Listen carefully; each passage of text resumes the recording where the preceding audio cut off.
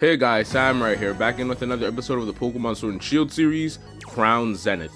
In the last episode, Ash's Raboot finally evolved into a newly evolved Cinderace, Elane grew her bond with the Charmeleon that evolved during the Chichester Cup, and Chase finally caught himself a new Pokemon, making his team count 6 with a Piplup. Now they're on their way to Spikemuth. Now here's where Elane gives some briefing on how Spikemuth works. Spikemuth isn't like the other cities, as it doesn't have a Dynamax spot, so therefore it doesn't have a huge stadium surrounding it. Ash doesn't really care, as he's just really excited to find another gym leader and truly test out his new skills and the training that he did recently. With Chase being excited to test out Piplup's new power, and just overall being excited to have another battle against the gym leader again, as he wants to get stronger desperately. Both Ash and Chase get excited again and start running towards Spikemuth. Elane is keeping up, but she still forgets to mention something. This is when they're ambushed by a bunch of Team Yell grunts. Now, they easily take them out as it's Team Yell, they're not exactly a challenge. And they make it into Spikemuth. Spikemuth is a lot different from what they had in mind. It's a lot darker and a lot more grittier. This is when they bump right back into Marnie and Hop, with Marnie saying that this is where she's from. Now Marnie shows them around the city and actually tells them that the gym is going to be closed for today and they have to wait for tomorrow. This is when they all have a conversation about what is going to happen. Ash is very excited, stating that he'll go last this time as he went first the last time. Elane saying that she'll go second and Chase going first. Chase is incredibly happy by this and immediately wants to go train. This is when he bumps into Marnie and asks a battle of Marnie. This is the first time they've ever actually battled. So the battle takes place. Chase sends out his newly caught Piplup and Marnie sends out her Scraggy.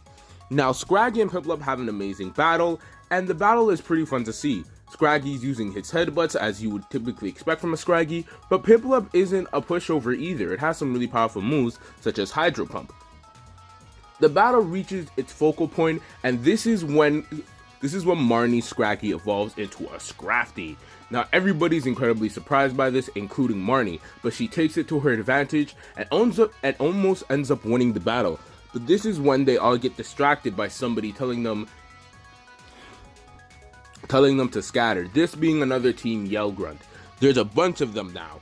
They want to stop Marnie from losing at all means possible, so 5 of them go and group up on Chase. Chase, seeing no issue with this, sends out his Monferno and his Grottle. He immediately battles all 5 Team Yell grunts at once and wins the battle with relative ease. Marnie desperately apologizes and she scrutinizes the Team Yell grunts for doing this.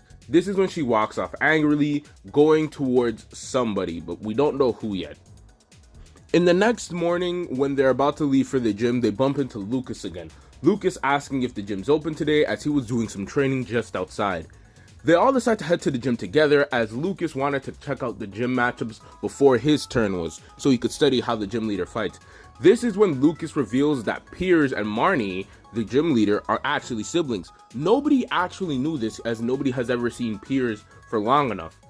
When they asked how Lucas knew this, Lucas said that he simply just read upon the league cards and the bios. Nobody has really taken the time to read the league cards, and this is when they finally bump into Piers. However, Piers is kind of mad, especially at Elane, as she has been the person that Marnie has written about the most and has been written about as her rival. This is when he summons a bunch of Team Yell grunts. This is the most Team Yell grunts that they've ever seen.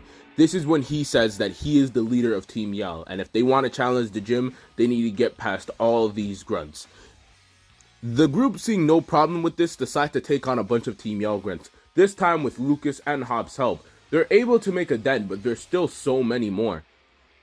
This is when we get to see Marnie and Piers having a conversation. Marnie saying that she wants to represent Spikemuth with her own strength and that having Team Yell is just a distraction. She wants to win things fair and square. This is when Piers says that she doesn't have to worry about that, as he's been working with Rose in order for her to reach her full potential. She's confused by this and almost thinks that Piers has actually made her matches rigged so that she would win. Piers immediately denies that, but he says that he's been going on missions with Rose as Rose has a new idea that could possibly revolutionize the Galar region, creating a Dynamax spot at will. She's incredibly perturbed by this idea and doesn't understand it. This is when she actually decides to have a battle with Pierce for the gym badge. Pierce, seeing no problem with this, and this is just as the group had finished beating all the Team Yell grunts, decides to take her up on her gym battle immediately.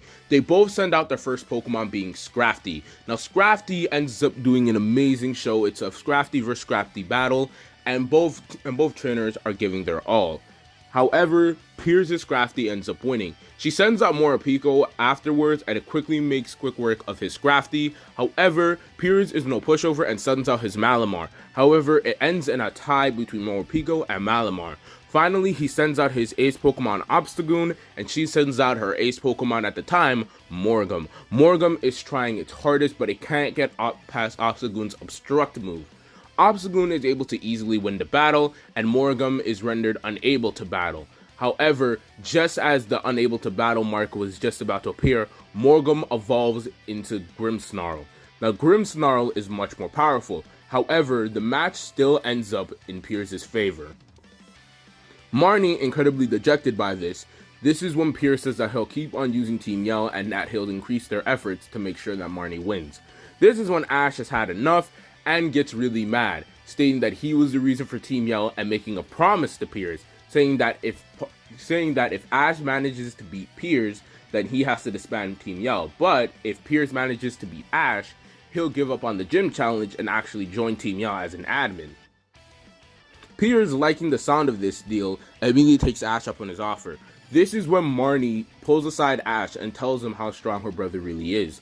Pierce is somebody who can't use Dynamax due to not getting a Wishing Star and not having a Dynamax spot, but he's able to be ranked 3rd among Galar at this current point in time, going toe-to-toe with Raihan and Leon on a currently regular basis. Some saying that he doesn't need any of the Mega Evolution or Z move in order to become a champion. Ash still seeing no problem with this, saying that he hasn't used Mega or Z moves for a while now too, and he still managed to place pretty high in the league. So he's sure that he can beat Pierce. Pierce vs Chase starts. Now Pierce goes a bit easier on Chase, as Chase isn't a high level opponent yet, but the battle is still pretty good. Piplup is sent out first, but gets knocked out by Scrafty. However, this is when Chase sends out Orbeetle, and it makes quick work with Scrafty, even though it has a weakness with its Psychic type. However, Pierce immediately follows back with his Toxtricity and easily knocks out Orbeetle. However, Chase is not down for the count yet, and he finally sends out his final Pokemon, sending out his Grottle. Now Grottle is easily able to turn the tides of the battle and ends up giving Chase the win. Chase getting his gym badge is incredibly powerful. Chase getting his gym badge is immediately proud of himself and has a lot of pride of himself. However, Pierce tells him not to get too cocky, as he's not Ash and he's only really trying to mill everyone to get to Ash. Elane is up next. Now Elane does incredibly well in this battle. She's using a lot of the things that she learned. She actually starts up with Charmeleon. Charmeleon and Elane are finally starting to listen to each other and get into a groove. This makes them almost unstoppable, taking out 2 of Pierce's Pokemon without even trying, but due to Charmeleon's exhaustion, immediately gets knocked out by Obstagoon. However, Elane hasn't given up yet and sends out her Eevee. Now Obstagoon ends up knocking out Eevee as well, as Obstagoon immediately is here for seriousness. How Elane, seeing that there's no way of possibly missing it, she sends out Ivysaur. Now Ivysaur is trying its best and even ends up activating Overgrow, sending out a powerful Solar Beam, but due to Obstruct, it's immediately blocked. Now Ivysaur, with nothing left to lose, decides to go all out, but this ends up actually having Ivysaur evolve into Venusaur. Now as a Venusaur, it's 10 times more powerful and can charge up an even stronger Solar Beam. This is when Obstagoon gets knocked out. However, Pierce calls for an hour break to heal his Pokemon, and Ash is getting ready just outside of Spikemuth. He's actually doing some meditating. Remember what he learned from his past journeys about how to defeat tough opponents. The battle between Pierce. Okay, this is kind of nostalgic. No Dynamax, no Z moves, no Mega Evolution. Reminds me of when I started battling, when sheer willpower drove me to victory. And it's sheer willpower you're gonna get! Felix, I choose you! Unlike those other posers, I rely on my own strength, not a cheap way to substitute it. I've seen you battle, Ash. You're no pushover, and I don't plan to lose. Go, Scrafty! Battle between Phalanx and Scrafty is incredibly dynamic. Both Pokemon are charging into each other with no hesitation. Both trainers clearly are using brute force in this battle and plan on not holding back. Piers, realizing that Ash is no pushover, gets more and more excited throughout the battle, but he's not holding back for a second. They both send out their electric types, being Toxtricity and Pikachu. Piers talking about how Spike Muff was skipped over. I heard you say that you're from Pallet Town. That town is in the boonies, I've heard. So you must understand what I go through each and every day. I represent my home Spike Muff, like you do Pallet, and that's why I fight as hard as I do. Go, Toxtricity! Don't let up on Pikachu for a second! Yeah, I get it. You call us brothers in arms, and I'm gonna represent Pallet Town with the vigor and passion that you do for Spike Muff. Pikachu, use Quick Attack! For years, and that now, with helping Rose, even though he hates Rose, is now going to be able to bring Spike Muff back to its former glory, and now nothing is going to stop him. Along with Ash being an admin for Team Yell, he thinks that Marnie's victory is assured. Ash regarding that he doesn't plan on working for Team Yell because he's going to win this battle. Pikachu and Toxtricity go at it with full power with their electricity spiking everywhere. The battle is incredibly dynamic, and you can see Thunderbolts. Pierce, you remind me of one of my Pokemon. He's grown so much with his battle styles and love for his teammates, and for battles that can't be matched. Drizzile, let's go! It's down to you!